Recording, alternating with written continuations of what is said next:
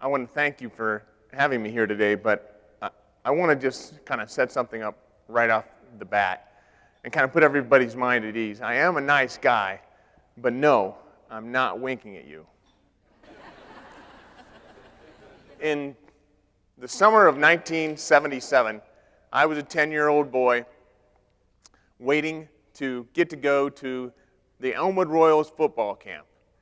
The Elmwood Royals is the high school football team that is where I would be going once I got to that age. And so first of all, 10 years old, that makes me 50, in case none of you like to do math in your head. Anyways, as I'm waiting to go to the football camp, I'm really excited about it, and I get to see so many people that I look up to. As a 10-year-old boy, you can imagine my excitement. We got to a point where we had the camp, and I went to the first day, and everything seemed to be fine. Had a little bit of a headache towards the end of the day, but I thought it would be no big deal. Next day, same thing happened. Third day, I went to the camp, and towards the end of the camp, I still felt okay, but when I got home, I really felt ill. I laid on the couch, and finally, when I got up from the couch, I walked into my mom and dad's restroom, and they had these saloon-style doors. Have you ever seen those? Well, those saloon-style doors separate the sink from the restroom. And all I remember seeing are those saloon-style doors. And I'm told that I passed out. And I passed out, and I fell into the toilet bowl. Out of all things to fall into, I fall into a toilet bowl. Well, they took me to medical college, or they took me to Bowling Green's Wood County Hospital, and they quickly diagnosed that they're not equipped for this sort of thing. Then they took me to Toledo Hospital. They said, we're not equipped for this kind of thing. On to Medical College of Ohio. At the Medical College of Ohio, they said, okay, you have hydrocephalus, and I'm not sure how much of this means to you, but hydrocephalus is buildup of fluid on the brain. And I said, well, okay. As a 10-year-old boy, I just wanted to be better so I could go play football again. Well, that wasn't the case. They had to put a shunt in my head, a shunt that I have until this day. So the shunt drains fluid from my brain to my abdomen all the way down. And like I said, it's been revised a couple times, but it's still with me to this day. I thought that I was going to be a football player. That's what I wanted to do. And I mean, of course, I look like a football player, right? But that's what I wanted to be. And I was crushed. My whole career as a football player was gone, even before it started. Everything was normal for the next 15 years. Everything seemed to be okay, except for one event. I met and married my wife of 27 years, Connie Bruggemeyer, now Connie Wagner. And she's here with us today. That is my real hair. I don't know how much of that's head and how much of that's hair, but that is my real hair. Well, there was a lot that went on during the course of time that really led us to a number of things in terms of my well-being. There was the summer of 1992. I experienced numbness down the entire right side of my body, and I wasn't sure why. We went to the University of Chicago, where Dr. Locke McDonald said that I had 2 cavernous malformations. Actually, he said that I had 1 cavernous malformation. So a cavernous malformation is a malformed blood vessel.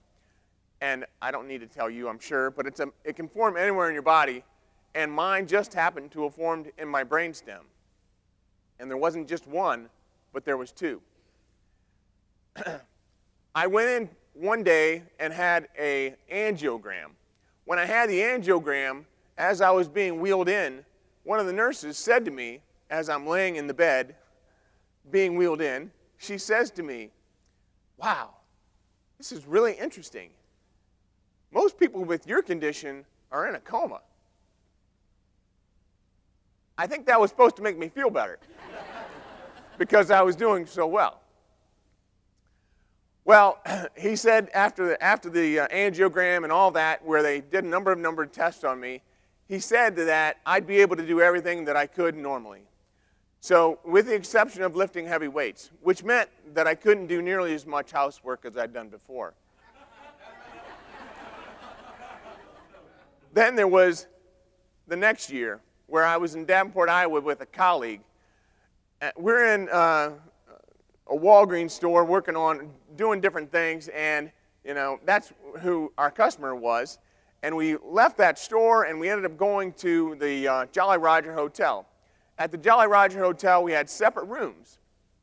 In those separate rooms, we, slept. Everything was okay, no problem. He went down to the lobby, evidently, the next morning, and I never came down. Well, he ended up calling the front desk, had the front desk call my room. Then he had the front desk break down the door of my room. I had slipped into a coma, so the lady that had this idea that I should be in a coma, she was right. Well, from there, Connie was called, and this is back in 1993, so I'm not sure how they got a hold of her, but she was in St. Louis, and they got her to Davenport, Iowa. My mom and dad were in Branson, Missouri. They got a hold of them somehow, and they got to Davenport, Iowa, and then I was taken by emergency squad from Davenport to the University of Chicago. At the University of Chicago, again, they diagnosed me and said, well, actually this time they said that I had a blockage in my shunt. So I'm shunt dependent, among other things. So as I'm shunt dependent, they needed to revise my shunt, and that's one of those times. Then in Orlando, Florida, just in 1996, I'm doing another store, and I'm down there at an Albertson store this time. Spent all night working, came back the next morning from Orlando, had to go to bed, and when I went to bed, I wanted to be able to be sure that I was asleep, so I had a couple beers. And after that, I slept well. I slept too well, and I slipped into a coma again.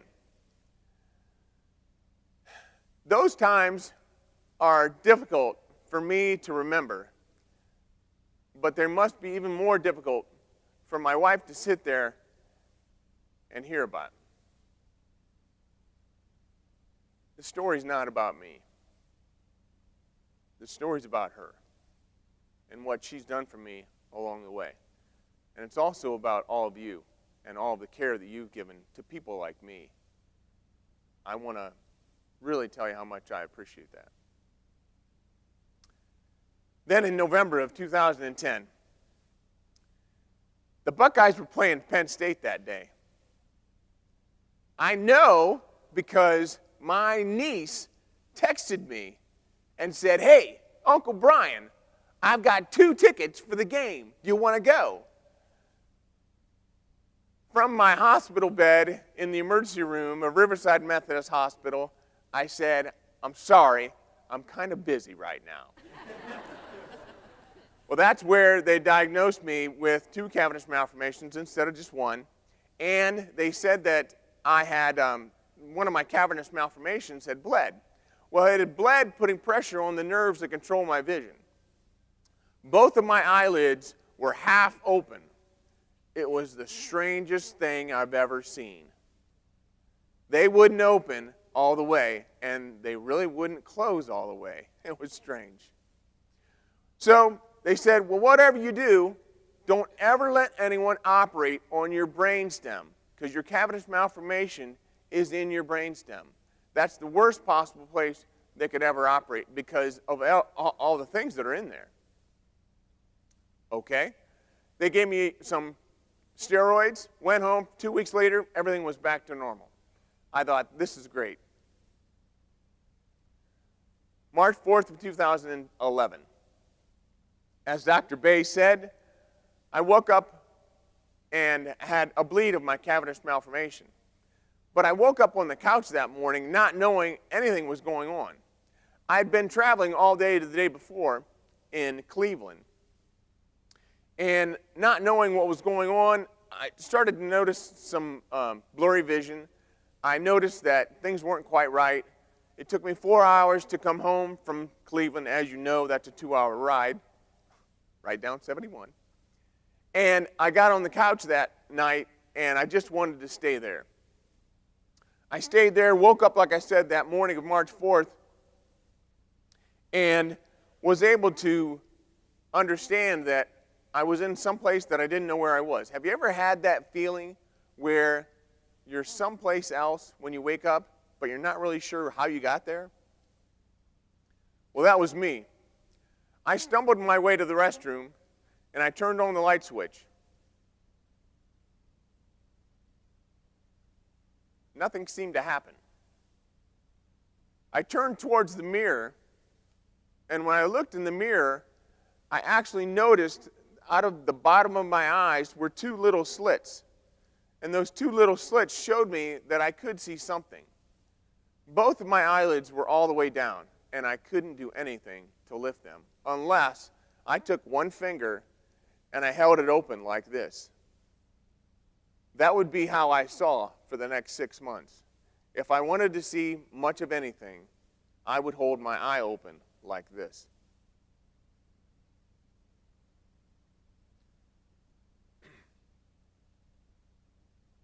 It was one of the most difficult times that I've been through. But the doctor came into the emergency room that day and said, "Mr. Wagner, I'm sorry, but one of your cavernous malformations had bled. And it appears as though, again, it's putting more pressure on the nerves that control your vision." I understand. So what would you recommend that we do? We're recommending that you have brain surgery. Wait a minute. We just had this conversation 4 months ago, and you said don't ever let anyone operate on your brainstem. At the time, that was our advice. However, your problems are only going to become worse and more frequent. Worse and more frequent. Those are the words that I heard over and over and over for the next months. Mr. Wagner, we can tell you that there are 3 doctors that we recommend having this surgery because we're not equipped for this sort of thing here. Well, one of those doctors is in Phoenix. The second is at Stanford. And the third is at Cleveland Clinic. I live in Ohio, so I'd probably just go there. Understand, we gave those to you in order. So we waited. We ended up going to Cleveland Clinic to talk to the doctor there. And after about an hour and a half of conversation, mostly conversation from Connie because I was not fit to talk, let alone understand much, she asked the pointed question, "Doctor, if you were us, what would you do?" He said, without hesitation, "I'd go to Phoenix." There you go. 2 weeks later, actually a few weeks later, we got a call. The call was from Barbara with Dr. Spetzler's office. Dr. Spetzler was the doctor in Phoenix that was able to have the surgery. He had approved me for surgery. I was approved for elective brain surgery. Awesome. How much better could that be? Well, he said he was approving me, but he said now there's a 50% chance that things are going to stay the same. Like, okay, I got 2 eyes that won't open. I cannot see. Okay, there's a 25% chance that things are going to get better. Okay, so I'll be able to get my full vision back, and I'll be back to doing all the things that I've done before. I'll be on the golf course. I'll be able to drive, all that stuff. She said, well, there's also that 25% chance. And I knew what that meant. That was not a fun time. So She said, now understand, he is available. His next time that he's available is on April 1st. Are you kidding me? It didn't matter. Now understand, he's also not going to be around that night that after he has a surgery, but his team will be there, so they'll take care of you. Well, the nice part is that when I went there, there was a team there, and they were phenomenal. But I'll tell you, before I went there, I spent the next 2 weeks after that with Maker's Mark and an iPod Shuffle from my oldest son. It was loaded up with Beatles and Dire Straits and Pink Floyd and all the good bands. That helped. It wasn't perfect, but that helped. But time went on. Time went on, and my oldest son, he was 16, and he had just discovered girls. My situation didn't really, it mattered, but, he's 16. My daughter at the time was 13. And if any of you have ever been a 13-year-old girl or have a 13-year-old daughter, you know what I'm talking about. She was 13. Well, our youngest son, Colin, he was 11, and all he wanted to do was play for his high school basketball team.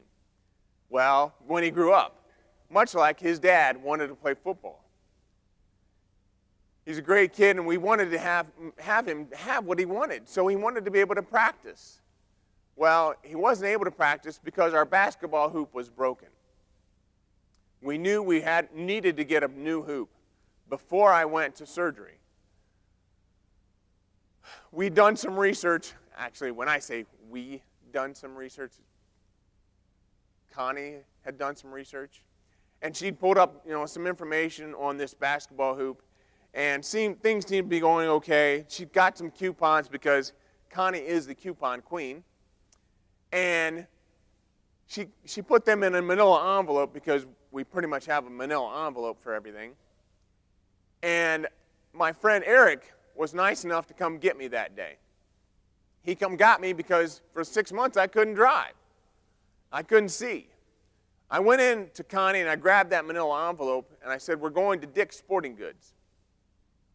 Walked out the door, got into Eric's van. And I threw my papers down on the floor and I said, dang it! Why can't I see? Why can't I see?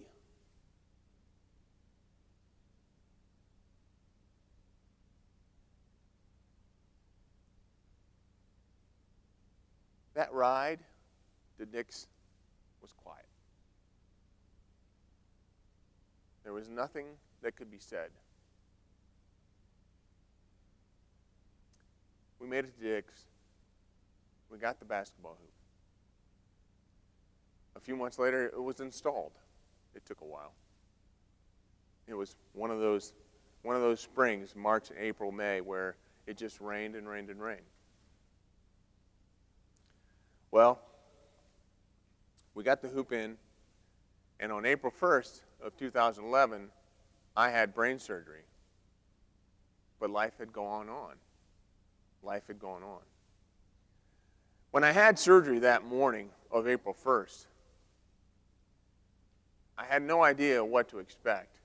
I just knew that they were going to fix me. I was going to get back to normal.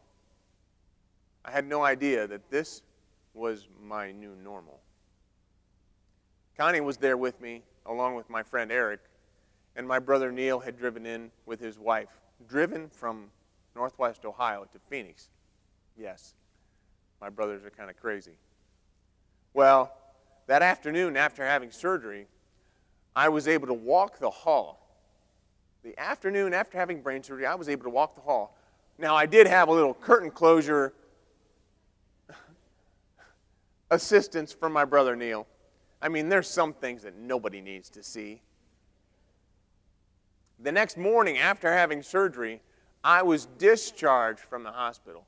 24 hours after having brain surgery. And trust me, I've got a scar back here to prove it. I was discharged from the hospital, and all they gave me was a bottle of extra-strength Tylenol and a prescription for Percocet. We didn't want to have that prescription filled.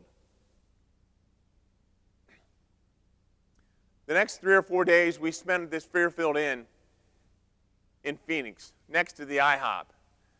Went to the IHOP every morning for breakfast. I love that place. Connie would take me by the hand, and we'd walk around the block.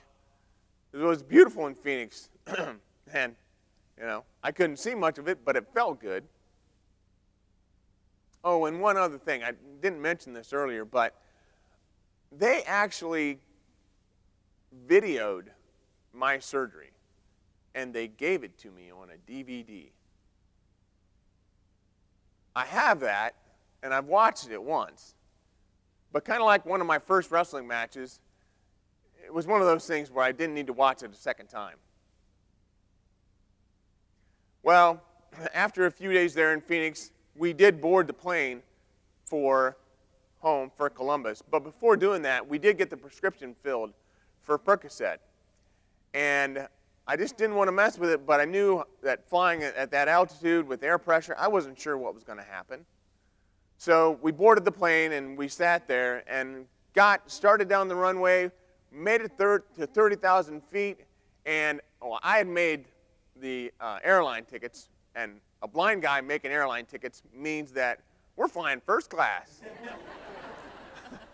So we flew first class, and they brought out our food. Well, when they brought out our food, it wasn't long before I started giving it back. That was the worst 4 hours of our life because I couldn't stop. I had dry heaves, and Connie had to sit there with me, knowing that I could be doing damage to my brain, knowing that I could be doing damage to the sutures, knowing that I could be doing a lot of damage just to me. I apologize for making you sit through this story again. I can't imagine. She had to sit through it the first time, and now she's here with me today, sitting through it again. Well, we made it to Columbus. My friend Pete came and picked us up, and we went home. There, shortly thereafter, she determined that the problems that I was having was because of the Percocet. We went back to extra-strength Tylenol. And that was a good thing because every day I wanted to get better. Every day I showered and shaved. Actually, shaving has cost me one of my favorite shirts. I came downstairs and I just thought that I was getting better every day. And that's my mindset. I told people on the phone that I'm doing fine. But there were times where I wasn't doing fine. I wasn't doing fine when I was trying to get my eyes back into shape. I thought, I was going to get my vision back. So I went to see an ophthalmologist, and he moved the muscles around on my eyes because I have an image here, and I have an image down here. He was moving the muscles around on my eyes in order to get them here, images, and then to get them here. So at least from a forward-on gaze, I would have one image. That, for whatever reason, didn't seem to work. But I said to him, I understand it didn't work, but I would really like to get more light into my eye. I'm not sure what to do. I have a friend here at Ohio Health. His name was Ron Hall. He had this thing where he trimmed his eyelids. He had a doctor trim his eyelids, and it brought more light into his eye. I'm like, maybe I should try something like that. Well, this ophthalmologist had a different idea. He had an idea of putting in a frontalis sling. A frontalis sling is where they put fishing line in your forehead, and it connects your forehead to your eyelid. So when I go like this, both of my eyes come open. Sounds great until you go back to the fact that I see double. So all that does is make my double vision worse. Sometimes taking action isn't always a good thing, but I like to take action. Again, still I get the question. And no, I am a friendly guy, but no, I'm not winking at you. Sayings have changed. How many here have ever heard of the movie Kindergarten Cop? Yeah, clapping. Wow, that's cool. In Kindergarten Cop, Arnold Schwarzenegger plays a cop who is being a kindergarten teacher. Well, as he's there one day, he's rubbing his head, and one of the students says, "Mister, what's wrong?" And Arnold says, "I have a headache." I'm not going to do an Arnold impersonation because I'm not that good. Anyway, so the student says, "Well, maybe it's a tumor." And he's like, "It's not a tumor." Well, for a long time, we used to use that line at our house. You know, whenever somebody would say they had a headache or whatever, we would say, "Well, maybe it's a tumor." That was funny for a long time until somebody had a tumor. And this time it wasn't me, it was Connie. And Connie didn't have a brain tumor, but she still had a tumor nonetheless.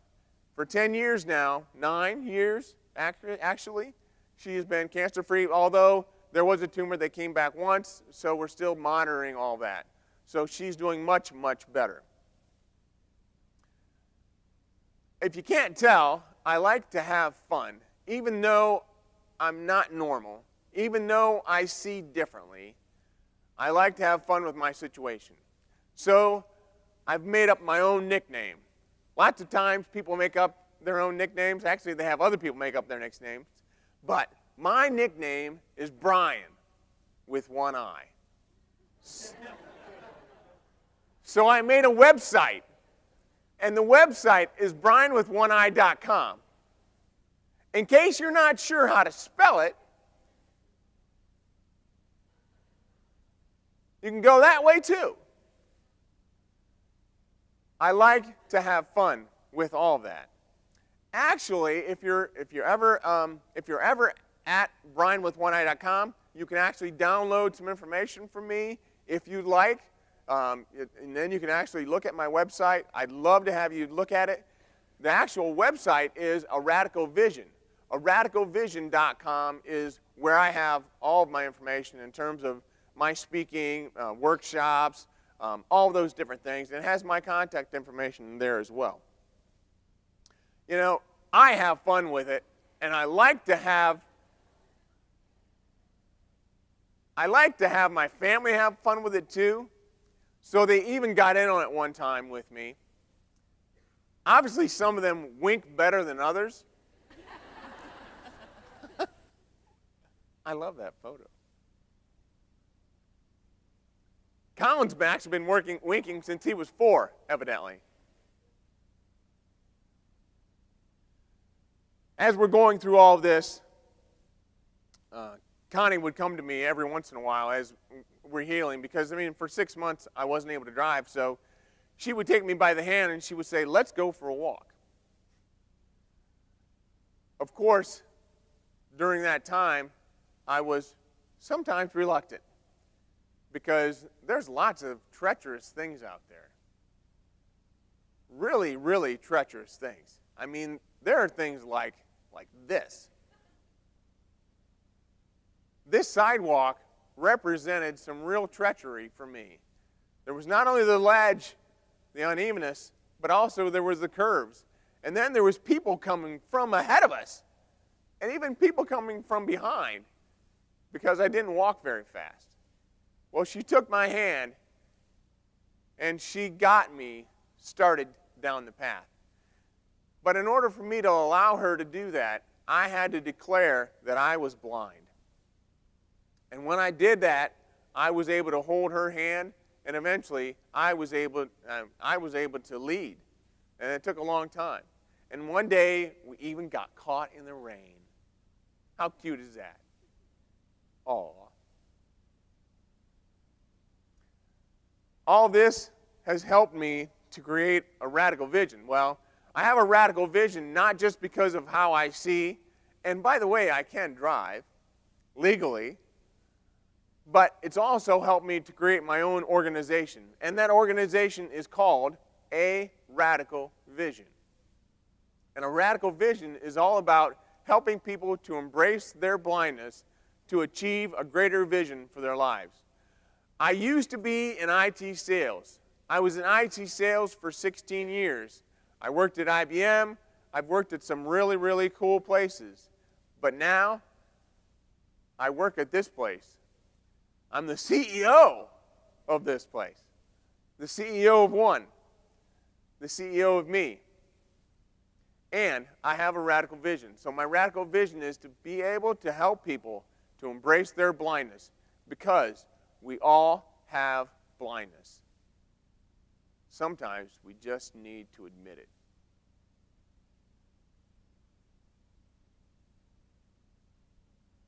It's even caused me to write this book.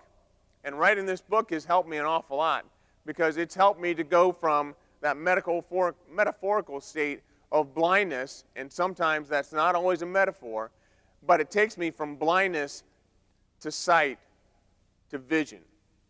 Blindness to sight to vision. You'll notice that's everything that I do is what I talk about, is going from blindness to sight to vision. So I want you to ask yourself 3 questions.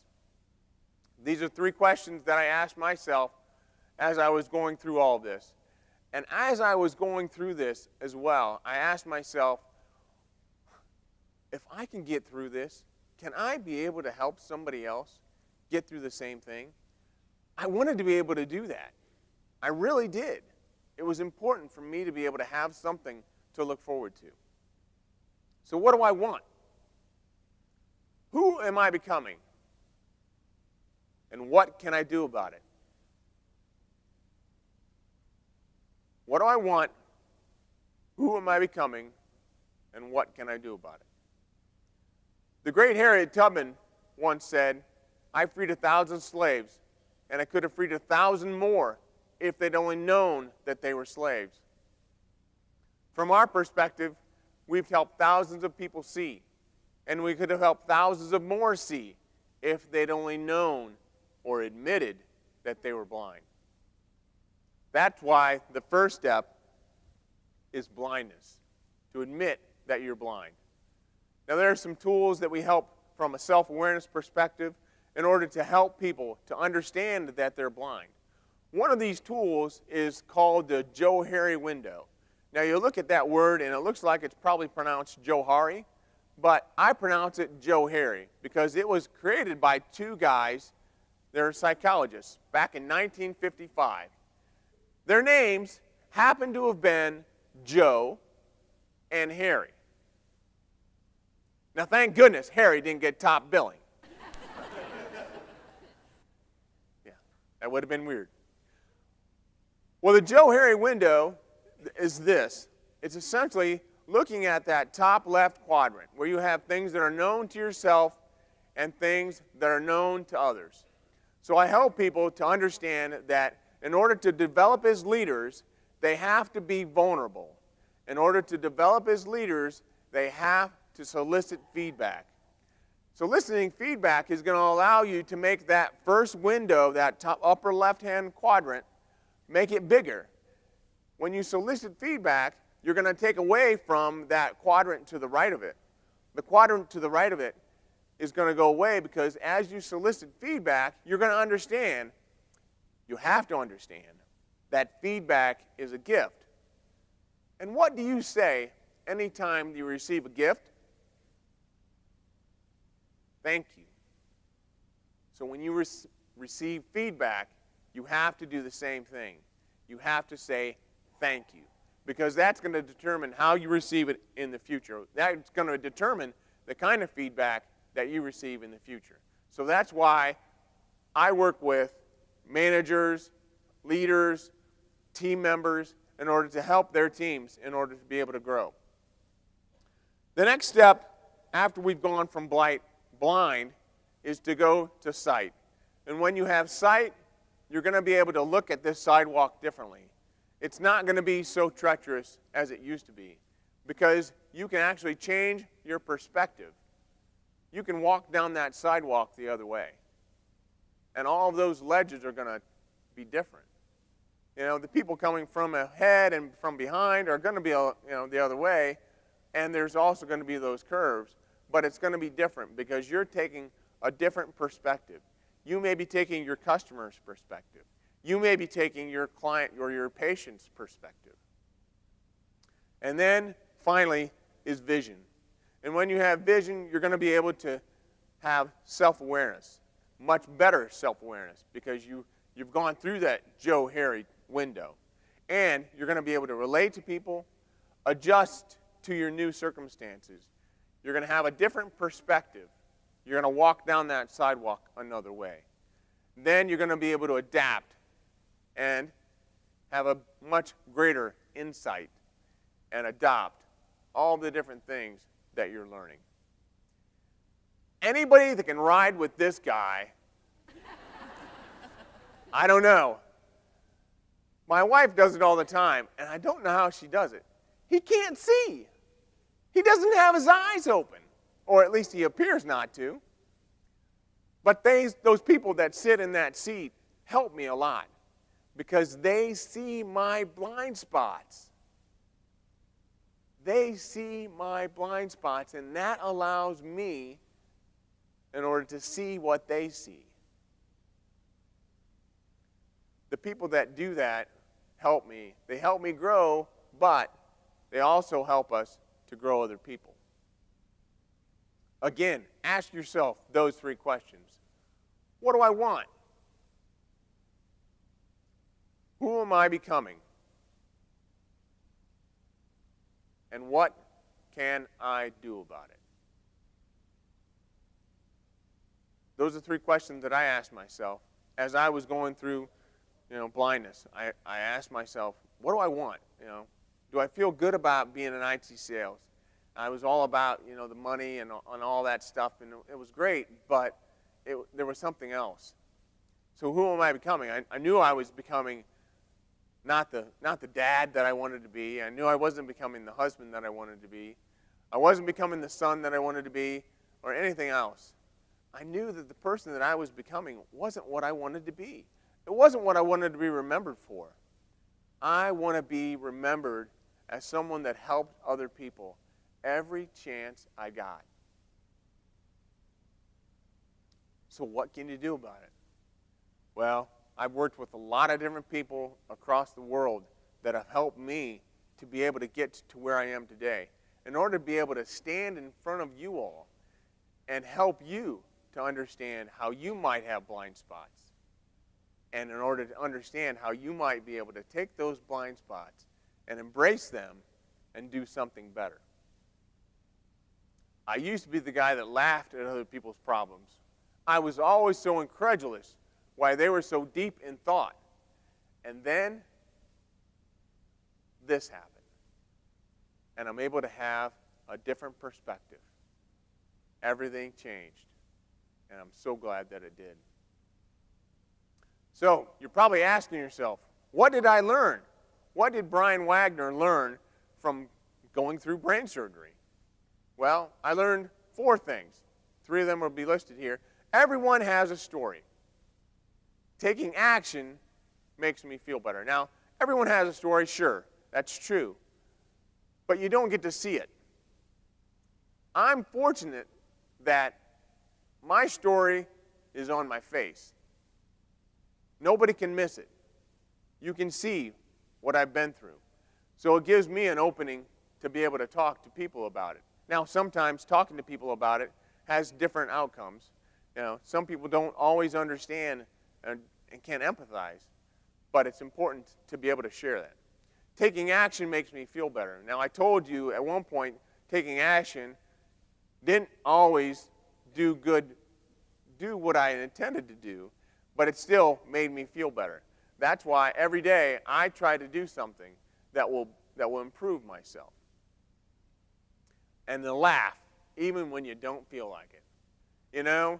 When you first heard me talk about Brian with one eye, you probably weren't sure that you could laugh about that. But it's okay to laugh. Laugh even when you don't feel like it.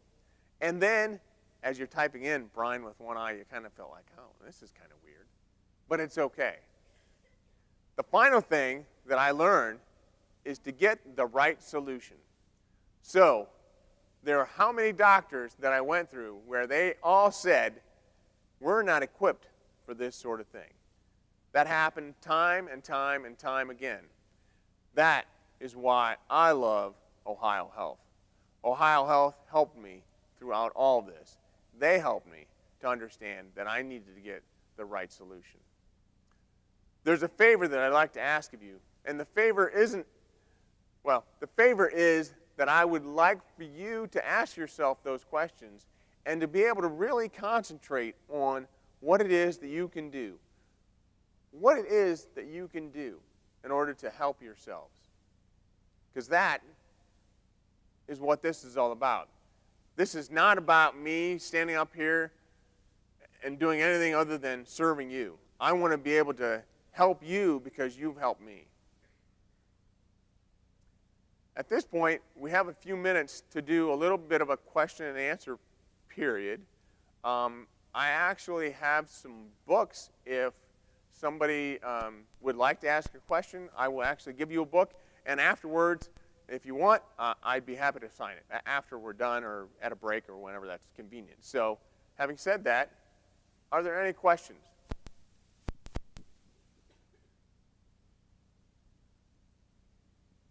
Yes, Dr. Bay.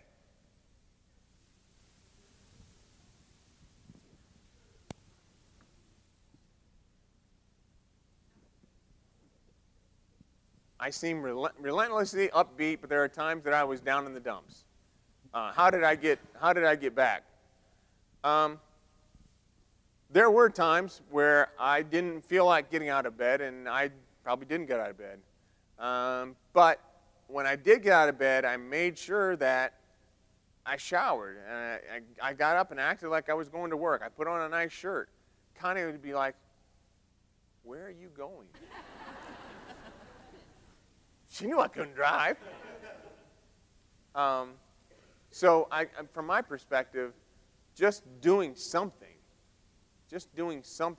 even if it was a little thing, it helped. And I had a lot of people around me to encourage me. You know, I would come down, and my youngest son, Colin, he's 11 at the time.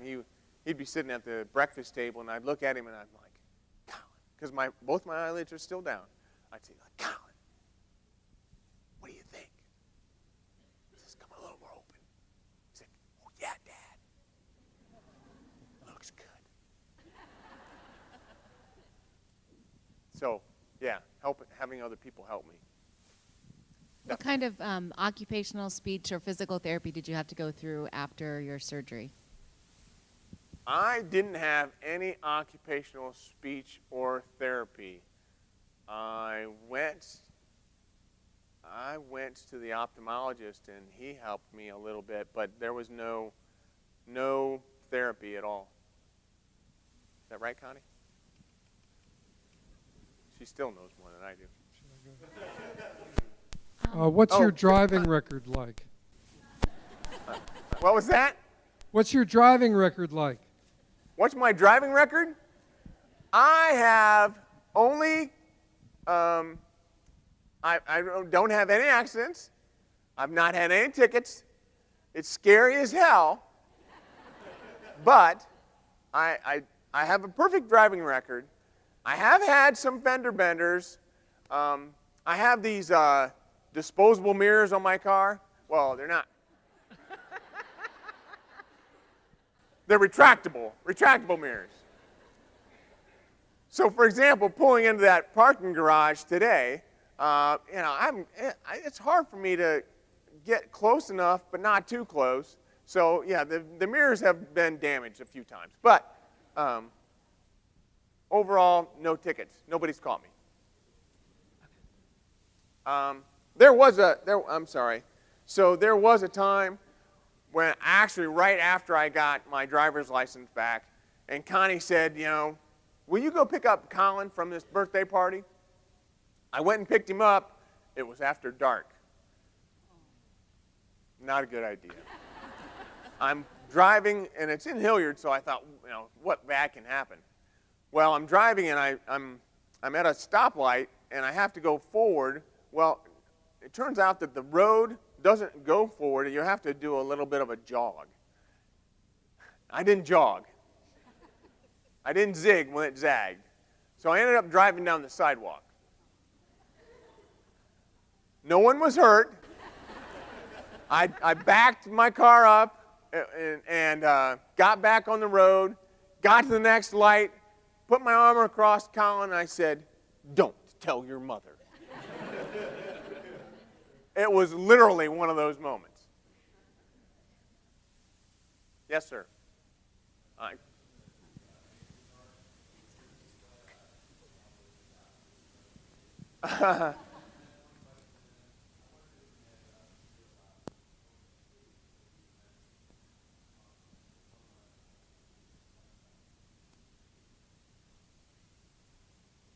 The Maker's Mark wasn't a prescription, but it felt good.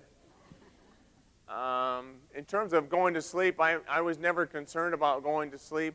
I was never smart enough to know that might be a problem. So from my perspective, just how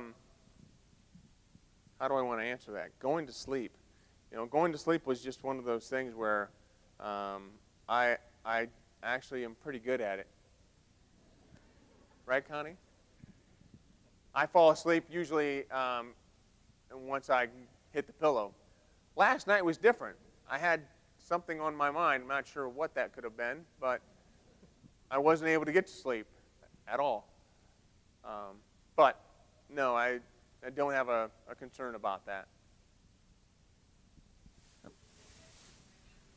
My vision right now, the light is in my eye, so there's always something. But I see pretty much from here, kind of on here. So usually I don't see anything on my right. So for example, my hand out right now, I don't see it. A lot of people understand me now. They know they need to get into my field of vision. So they'll get to here. Even that isn't great vision. So I can see you from my left eye, but I also see some other things down here, and it makes that double. So when my eye pops open, because sometimes it does pop open, I have to squint to get it closed because that is one of those things where it creates more double vision. So yeah, it's a radical vision. It's the name. It's a good name for a company or a website. Yeah, so it's not great. So I have two questions. Yes, ma'am. I'm over here on your visual side. Oh. There you go. Hi. Two things. One, I'm a therapist, and we have a terrible time with people wanting to drive too quickly. Do you talk to people about that in your experience with driving? I mean, obviously you're here with us today because of the whole experience, but your radical vision, and do you go out and speak to people about the driving experience and that kind of thing? I No. don't. It's a very I didn't independent talk thing. about it for a long time because I was afraid, they would take it away from me. Because, seriously, I don't see well, but I see well enough to be able to drive. People can't understand how I can see double and still be able to drive. So I have two images. I know which one to pick. So I don't talk to people about that too much. Actually, this is probably one of the first times. The other question I have is, after the surgery and the recovery, have they given you any kind of prognosis? Do you have a risk for other things to happen, or what does that look like for you? Yeah, so like I said, I have another cavernous malformation in there, so that could cause problems eventually, and that's more towards the front of my neck, and I guess. And it is in a situation where if it bled, it could put pressure on the nerves to control my digestive and my breathing. So that's a whole other situation. But the one cavernous malformation is gone. I have time for about one more question. I have a question about how well you use humor. I think everyone in this room has helped people for whom health has changed their physical appearance and that creates a communication barrier with people they don't know or haven't met before. You use humor beautifully to bridge that gap. I just wondered if you have other ways too, especially when you're meeting someone for the first time. You do it so well. Well, thank you. Are there other ways to bridge the gap or other ways to use humor? Is that what you mean? Both. So, no, I haven't really thought of that. I meet people wherever they are. I like to do that because that's really the important thing, is to understand who they are, form a relationship. That's big for me because I love to know people. I love to know about people and what they're doing and what's going on. That's really where you end up making that Johari window, that first window, a much bigger window, is when you know people and they know you. That's probably the best way of doing it. The humor is just one of those quirky things that I'm all about, and being a guy that has fun with other people, I need to have fun with myself. And my friends are ruthless. I'm the youngest of 10 kids. I have 7 older brothers. They're ruthless. They love me, but you just gotta be tough-skinned. Sorry. I need to wrap up with one quick story.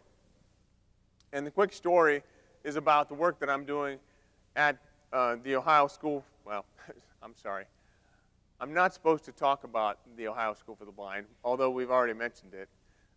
But with these visually impaired kids, they have this program, and the program is, it's an after-school program.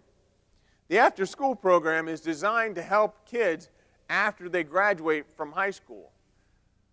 I went there thinking that I would be able to tell them an awful lot about my problems because, I know all this, and I've done it, and I've, just been there.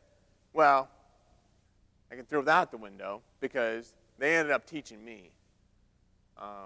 That's been phenomenal. But in different classes that we have, there's one class where it is a yoga class. We help them, with their fitness after and their mentalness after high school. Same thing with CrossFit. Another is a cooking class. The other one that I love is the knitting class. And the knitting class is really where it happens because I'm a knitter. Right, Connie? Sure. Well, I'm not so much a knitter, but the first class we had to go to Joann Fabrics in order to get our knitting supplies. Now, how many of you here have ever been to Joann's? Quite a lot? Yeah? Well, I'd never been there. We walked in the upper right-hand part of the store, and the knitting supplies happened to be in the back left. So, of course, we had to weave our way through the store in order to get to the knitting supplies. Well, once we got there, we had 10 kids with us, and they're visually impaired, but some of them have some light perception. Some of them don't have any at all. On top of their visual impairments, they sometimes have mental impairments as well as physical impairments. So they have some tough times to go through. I tell you, it's amazing what these kids can do. Well, we're looking for different things, and one of those things is we need to have a certain type of yarn. It's got to be as thick as possible. That yarn will help them to be able to knit. As we're picking out yarn, some of the kids that have no light perception at all want to make sure that they have certain colors of yarn. Can you imagine that? Somebody that can't see anything at all, they want to make sure that this is scarlet and gray. This one, well, the reason why they want to do that is because they're knitting a scarf for their mom. They're taking something and they're making something for somebody else. How many times do you think that they ever have made something for somebody else? Well, that's been great in order to help them be able to do that. And so they actually need to have needles that are large as well. And some of them had a modified loom. And the modified loom is one of these things where it is actually 4 pegs, and when you're knitting, and so we had the first class, and then as you're knitting, you have to cast on and you have to cast off. How many knitters are here? Any knitters? Oh yeah. I'm raising my hand. Well, anyways, the knitters are all about making sure that you're doing certain things with, well, as you're using the modified loom, you take a hook, and you take that hook, you put it in the groove, and you take it underneath that lower string, and you take it up over top of the string on top, and up over top of the peg. Once you take it up over top of the peg, you have made a loop, or a stitch, however you want to look at it. Well, one of my friends, I'd only been there a few weeks, so we weren't on a first name basis yet. One of my friends, and he's not good with names anyways, we agreed to call each other friend. I said, "Friend, how you doing?" He's like, "I'm having a hard time. I keep getting, somebody tells me I keep getting 2 strings, and then they tell me that I'm getting the string in the middle, or I'm not getting a string at all. Can you help me?" I said, "Sure." So I do this. I help him to get the string and get it up over top. But as you can imagine, this was not a short process. It took me, it seemed like an hour, probably only 10 minutes, but it took me a long time. So you can imagine how difficult it is for me to explain to you, maybe the non-knitters that are here, how difficult it is for me to explain to you what this knitting is all about. Imagine how difficult it must be for someone that can't see to be able to knit. Someone that can't use their hands correctly to be able to knit. Someone that doesn't have an IQ like you to be able to knit. Well, once we got, that first knit, he was like, "Okay, now what?" I said, "Friend," I said, "wait a minute. You did it. You did it." I did it? He didn't know. I did it. I did it. Just then, someone in the back left of the class says, "He did it. He made a loop. He made a loop." Someone else heard it. "He made a loopy. He made a loopy. He made a loopy. He made a loopy. Loopy. He made a loopy. He made a loopy." They were so excited because he made a loop. One loop. That was the start of a scarf for his mom. Working with these kids has taught me so much. That's just the beginning. But so much about who we are, how we perceive people, and what they are. So I want you to ask yourself 3 more questions. What am I not seeing? What are you not seeing? Are you that guy driving the car? Do you have blind spots? Are you taking people for granted? Who can help me? Do you have a mentor? Do you have a coach? Are there people around you that you can look up to? People that have what you want to have. And then, what action can I take? What action can I take in order to get there?